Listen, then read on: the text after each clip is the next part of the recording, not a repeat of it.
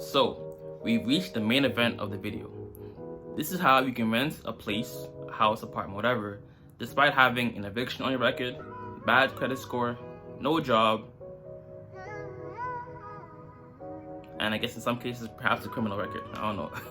The method we'll be discussing is Airbnb. Let's commence.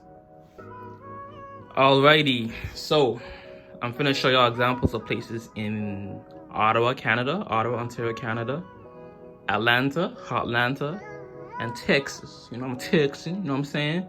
Alright, so Airbnb, cool. So first of all, once you download the Airbnb app, you want to ensure that your profile is filled out to its best potential, right? So you show your full name. It's gonna ask you to take a picture of your government ID, health card, driver's license, whatever, right? Look at the description of yourself. Fill out all the main things: identity, phone number, email address, work email. And obviously when you do stay at places, make sure you leave them a review so you can get a review back, right? All right, cool.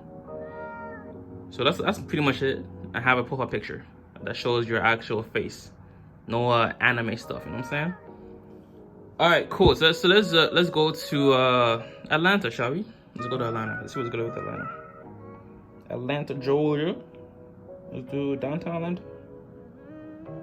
Downtown Atlanta, Georgia. Okay, so find a place to stay. Let's find a monthly stay.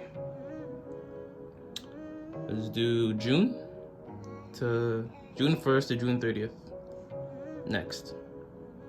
One adult, right? Cool. All right, so we got some options here. So this is what you need to do, right? This is what you need to do. First of all, I recommend booking 1 to 2 weeks at a time, just to get a feel for the place, to see if you actually want to stay there longer, right? 1 to 2 weeks at a time first, and then you can book a month. But overall, what I typically do is, in the past, I would book places 50% above my monthly budget. So your monthly budget is, say, $1,000. Filter by 1,500. So we definitely want AC, Wi-Fi, kitchen. So this is where the price will vary dramatically, right? If you want the entire place to yourself, it's gonna be more expensive, obviously. If you had a whole apartment to yourself, it'd be more expensive. So on the conservative side, just do a private room. And the thing with Airbnbs, right, is that it doesn't necessarily mean that all the other rooms will be occupied all the time. So at some points, you may have the whole house to yourself, right? So that's just part of the thing. Okay, so price range.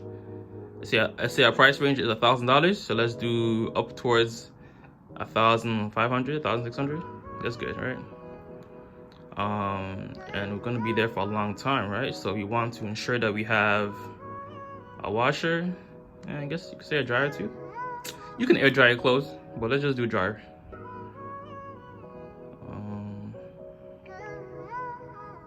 That's it. Okay. So we have 24 options here, right?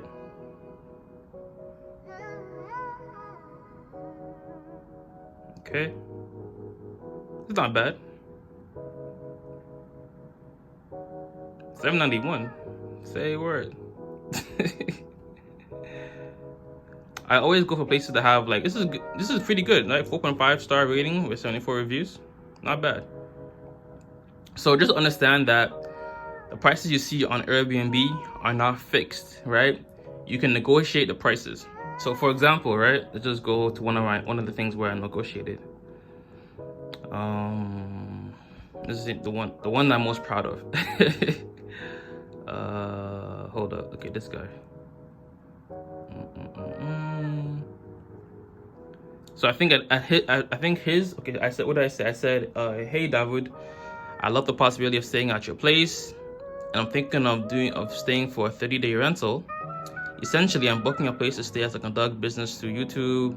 I want to treat you fairly, right? A negotiation tactic.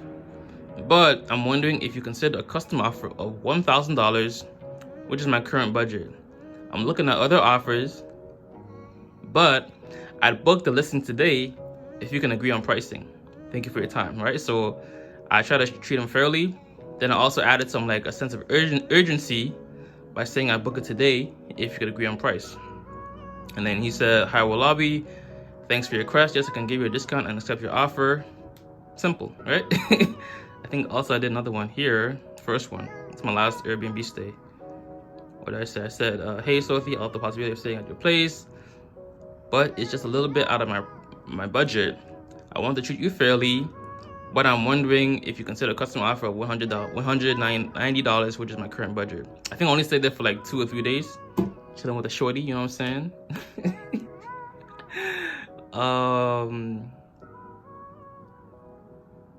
Yeah, and then I think she ended up giving me a discount too, right? You get a special offer. You got a special offer. Where is the special? Yeah, special offer right here, right? So it's pretty straightforward. There's no issue really. Okay, so this is the market in Atlanta. You can negotiate, right? You can probably get upwards of $200 to $300 off of the actual stay.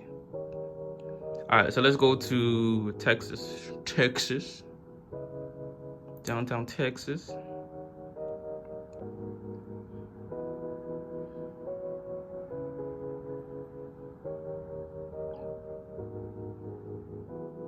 Houston, Texas. Let's do Houston, Texas. Downtown Houston. That's what people say is where things are popping. They say Houston's better than Dallas, so. All right, same thing, right? Let's just double check the price range. Yeah, 1,600. Cool. Let's see here. Oh, 747. Interesting.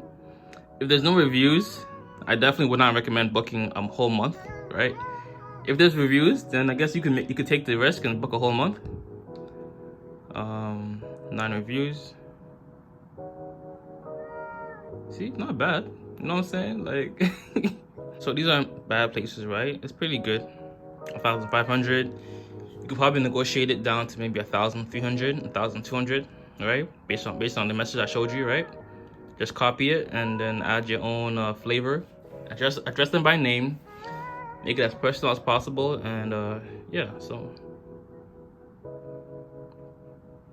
27 reviews, 1,260. It's not bad, right? It's not bad. And like unlike some apartment places, you have the actual places listed, actual photos of where you're gonna be living, rather than photos of the gym, the lobby, right? So not bad. One more place just for the culture. Let's do downtown Ottawa, Ontario, Canada. All right, so 1,000, 1,500, $1,000. This is, this is not bad.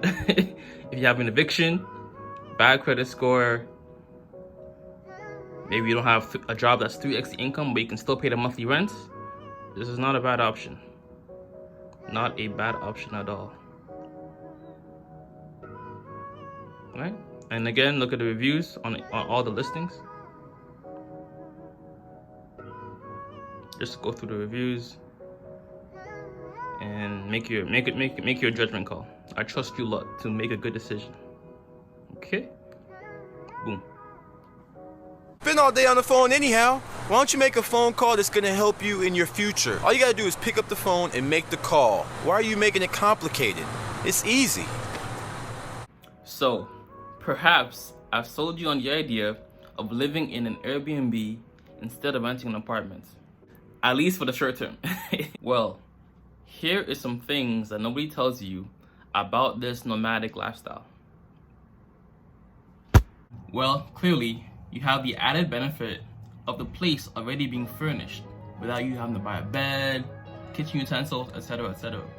And your total price is already built in. Like, you don't have to pay for utilities. The utility costs, Wi-Fi, etc., all that stuff is built into the cost or the price you're paying for your stay with the Airbnb, right? So you don't have to worry about setting up a Wi-Fi, calling Rogers, T-Mobile, etc. Just go pay your thing and then go about your day. Unlike some landlords, Airbnb hosts have a vested interest in ensuring you have a great stay, given that their ratings are publicly shown to people. Not only is the stay shown, like how well the place is, but also the response time is shown to all the potential guests, right? And all of this affects their ability to make more money in the future. So they have to make sure that you enjoy your stay. Number 2, you may want to stay at a place longer, but however, some Airbnb hosts may not allow